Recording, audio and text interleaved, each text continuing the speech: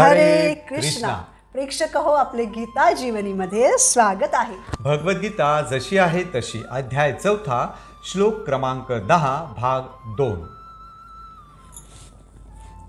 तर प्रेक्षक हो, मागील भागात आपण याच श्लोकावर मनन करताना भगवंतांना जाणण्यासाठी आपण ज्या 3 गोष्टींचा त्याग केला पाहिजे त्यातील आसक्ती आणि भय या 2 गोष्टींवर चर्चा केली. आणि आता आपण भगवंतांना जाणण्यासाठी त्यागण्याजोगा 3रा घटक कोणता यावर चर्चा करू. तर तिसरी त्यागण्यासारखी गोष्ट म्हणजे क्रोध. क्रोध तर नरकाचे द्वार आहे. म्हणून भगवंत म्हणतात की जेव्हा आपण क्रोधाचा भगवंतांचा आणि भक्तांचा द्वेष करणाऱ्यांच्या विरुद्ध उपयोग करतो तेव्हा तो नियंत्रणात येतो. उदाहरणार्थ, अर्जुनाने जेव्हा निशस्त्र कर्णाचा वध करण्यास नकार दिला तेव्हा श्रीकृष्णांनी त्याला कर्णाच्या अनेक अन्यायकारक, जसे की द्रौपदी वस्त्रहरणाच्या प्रसंगी कर्णाने द्रौपदीबद्दल उच्चारलेले अपमानास्पद शब्द वगैरे अशा अनेक कृत्यांची आठवण करून देऊन अर्जुनाचा क्रोध जागृत केला आणि त्यानंतर मग अर्जुनाने कर्णाचा वध केला. तसेच विरोधी पक्षातील इतरही विद्रोहींना ठार केले. त्याचप्रमाणे वेदांमध्ये पंडित असणाऱ्या परमसत्याची जाण असणाऱ्या हनुमानांना श्रीराम आणि सीतामाईंना वेगळं करणाऱ्या रावणावर जेव्हा क्रोध आला तेव्हा त्या क्रोधाचा उपयोग त्यांनी जेथे सीतामाईंना बंदिस्त करून ठेवलं होतं त्या अशोक वाटिकेला आणि श्रीरामांचे परमभक्त असणाऱ्या विभीषणाच्या घराला सोडून राहिलेल्या लंकेला आग लावण्यासाठी केला. भौतिकवादी लोक की जे अनेक सिद्धांतांमध्ये आणि अनेक प्रकारच्या तत्वज्ञानांमधील विरोधाभासांमध्ये गोंधळून गेलेले आहेत त्यांना निराशा किंवा क्रोध येतो. आणि मग शेवटी ते म्हणतात की असे कोणतेही तत्व नाही की जे सर्व कारणांचे कारण आहेत. ते मानतात की सर्व काही अस्तित्वहीन आहे, सर्व काही शून्य आहे. असे लोक जीवनाच्या विकृतावस्थेत असतात. तर काही लोक अत्यंत विषयासक्त असल्यामुळे आध्यात्मिक जीवनाकडे लक्षच देत नाहीत. तर निराशेमुळे सर्व प्रकारच्या आध्यात्मिक ज्ञानाचा तिटकार आलेले लोक कोणत्याही गोष्टीवर विश्वासच ठेवत नाहीत. उदाहरणार्थ, एखाद्याने खरे सोने समजून खोटे सोने खरेदी केले या अनुभवावरून तो प्रत्येक वेळी सोन्याकडे ते खोटे तर नाही ना या पूर्वग्रह दूषित दृष्टिकोनातून पाहतो आणि खऱ्या सोन्यावरही विश्वास ठेवत नाही. परंतु या जगामध्ये खरं सोनंही आहे आणि आपण ते मिळवलं पाहिजे असा तो कधी विचारच करीत नाही, प्रयत्न करीत नाही. त्याचप्रमाणे एखाद्याची भक्तीबद्दल जाणून घेण्याची इच्छा झाली किंवा या भौतिक जगातून बाहेर पडण्याची इच्छा झाली म्हणून मी येथे का दुःख भोगत आहे यावर विचारणा करण्यासाठी तो जेव्हा बाहेर जातो तेव्हा 99% लोक जे भक्तीच्या नावावर ढोंग करीत असतात ते वेगवेगळे चुकीचे रस्ते त्याला दाखवतात. कुणी काही सांगतो तर कुणी काही सांगतो. एखादा म्हणतो या देवतेची उपासना करा तर दुसरा म्हणतो नाही त्या देवतेची उपासना करा. हे भगवान आहे, ते भगवान आहेत, अहो मनुष्य पण भगवान आहे, वगैरे वगैरे वगैरे. असे वेगवेगळ्या प्रकारे भ्रमित झाल्यामुळे हे लोक खूप चिडचिडे होतात, उपेक्षित होतात आणि विचार करू लागतात की हे काय चाललंय. अध्यात्माचा बाजार मांडणाऱ्या ढोंगी अध्यात्मी लोकांकडून फसवले जातात तेव्हा अध्यात्मावरचा त्यांचा विश्वासच उडतो. त्यांना निराशा येते आणि मग ते सर्वच गोष्टींवर अविश्वास दाखवू लागतात.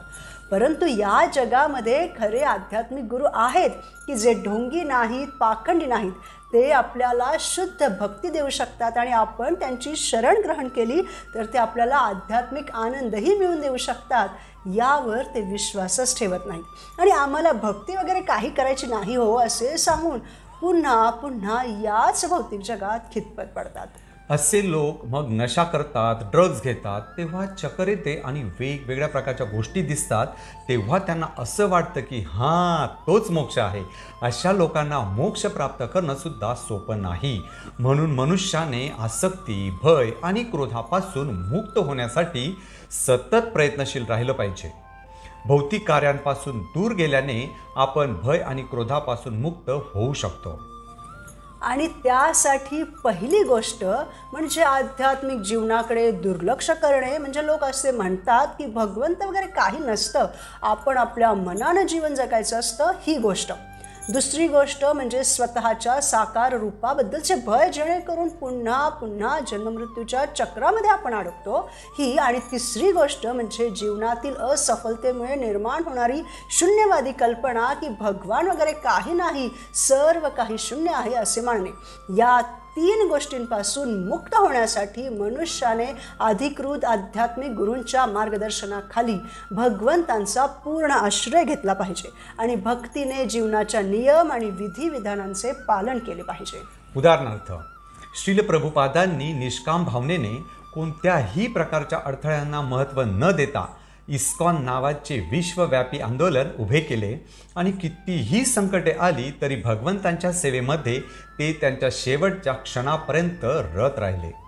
आपणही अशा प्रामाणिक आध्यात्मिक गुरूंच्या मार्गदर्शनाखाली भगवंतांच्या भक्तिमय सेवेत रत राहिले पाहिजे.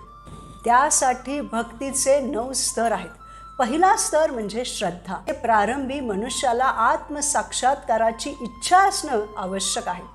उदाहरणार्थ, ध्रुव महाराजांच्या सावत्र आईने म्हणजे सुरुचीने ध्रुव महाराजांना त्यांच्या वडिलांच्या मांडीवर बसण्यास नकार दिला. त्यामुळे अपमानित झालेले ध्रुव महाराज त्यांची आई सुनीतीकडे गेले. तेव्हा दूरदर्शी राणी सुनीतीने त्यांना भक्तियोगाची प्रक्रिया म्हणजेच भगवत साक्षात्काराचा आदर्श सांगितला. तेव्हा पूर्ण विचार करून, पूर्ण श्रद्धेने आणि बुद्धिपूर्वक दृढ निश्चय करून ध्रुव महाराजांनी पितृगृहाचा त्याग केला. दुसरा स्तर म्हणजे साधू संघ, ज्यामध्ये मनुष्य श्रद्धेच्या आधारावर आध्यात्मिकदृष्ट्या उन्नत व्यक्तीच्या सत्संगामध्ये येतो. जसे की देवर्षी नारदांनी जेव्हा ध्रुव महाराजांचा हा निश्चय ऐकला तेव्हा त्यांनी त्यांच्या सर्व मंगलमय हातांनी ध्रुवाच्या मस्तकास स्पर्श करून त्यांना दीक्षा दिली. तिसरा स्तर म्हणजे भजन क्रिया, म्हणजे साधक आध्यात्मिक गुरूंच्या मार्गदर्शनाखाली भक्तिपूर्ण सेवेचा आरंभ करतो. नारद मुनींनीही ध्रुव महाराजांना जीवनाचे ध्येय गाठता येईल अशा एका आचरणयोग्य प्रामाणिक पथाविषयी, भगवंतांच्या भक्तिमय सेवेविषयी, भक्तिमय शिस्तबद्धतेविषयी मार्गदर्शन केले. चौथा स्तर म्हणजे अनर्थ निवृत्ती, म्हणजे तो भक्तिपूर्ण सेवा केल्याने सर्व प्रकारच्या भौतिक आसक्तीतून मुक्त होतो. जसे की ध्रुव महाराजांनी खाणे, पिणे, श्वास घेणे या मूलभूत गोष्टींवर नियंत्रण मिळवले, तसेच इंद्रिये आणि त्या इंद्रियांच्या विषयांवरही अचूक नियंत्रण प्राप्त केले. पाचवा स्तर म्हणजे निष्ठा, म्हणजे त्याला आत्मसाक्षात्कारामध्ये स्थैर्य प्राप्त होते. जसे की ध्रुव महाराजांनी त्यांचे मन इतर कोणत्याही गोष्टींनी विचलित होऊ न देता भगवंतांच्या रूपावर केंद्रित केले. सहावा स्तर म्हणजे रुची, म्हणजे परमसत्य भगवान श्रीकृष्णांच्या कथांचे श्रवण करण्याची, सेवा करण्याची त्याच्यामध्ये रुची निर्माण होते. ध्रुव महाराज थोड्याच दिवसात प्राणायामामध्ये पूर्णपणे पारंगत झाले आणि अशा प्रकारे ते आपल्या स्थितीमध्ये पूर्णतः दृढ झाले आणि त्यांनी पुरुषोत्तम भगवंतांची आराधना केली. सातवा स्तर म्हणजे आसक्ती. रुचीमुळे मनुष्याची कृष्ण भावनेतील आसक्ती म्हणजेच आध्यात्मिक आसक्ती वृद्धिंगत होते.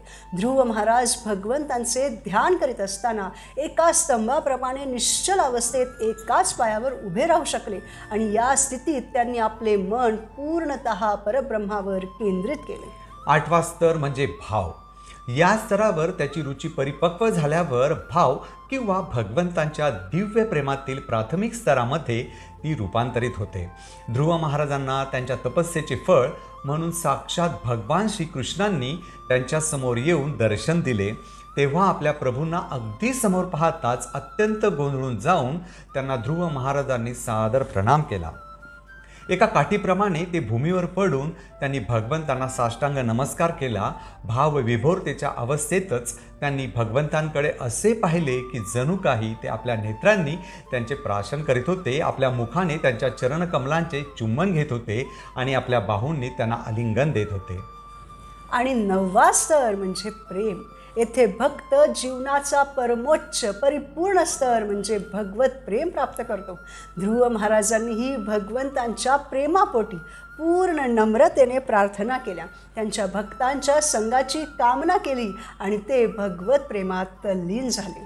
हे 9 स्तर आपल्याला चढायचे आहेत आणि शेवटी आपण कृष्णप्रेम प्राप्त करून जो आपला उद्देश आहे, आपल्या जीवनाचे प्रयोजन आहे, जीवनाचे लक्ष्य आहे, जेव्हा मनुष्याला कृष्ण प्रेम प्राप्त होते तेव्हा संपूर्ण संतुष्टी मिळते, पूर्ण आनंदाची प्राप्ती होते. त्यासाठी आपल्याला सतत उत्साह, निश्चय आणि धैर्य ठेवावं लागेल.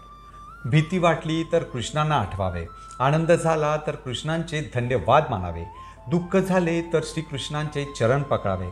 अशा प्रकारे प्रत्येक स्थितीत आपण श्रीकृष्णांशी जोडलेले राहू शकतो, कृष्ण तत्त्वज्ञानाने पवित्र होऊ शकतो. म्हणून प्रेक्षक हो, जीवनात आनंदी राहण्यासाठी आपण आपल्या क्रोधाचा, भगवंतांचा आणि त्यांच्या भक्तांचा द्वेष करणाऱ्यांच्या विरुद्ध उपयोग करून तो नियंत्रित केला पाहिजे आणि खऱ्या आध्यात्मिक गुरूंचा शोध घेऊन त्यांची शरणागती स्वीकारून आध्यात्मिक आनंद मिळवला पाहिजे. पुढील भागात आपण भगवद्गीतेच्या 4थ्या अध्यायातील पुढील श्लोकांवर मनन करू. खऱ्या आध्यात्मिक गुरूंच्या मार्गदर्शनाने हळूहळू भक्तीचे 9 स्तर चढूयात आणि जीवनाचा मुख्य उद्देश म्हणजे कृष्ण प्रेमाची प्राप्ती करूयात. धन्यवाद. हरे कृष्णा.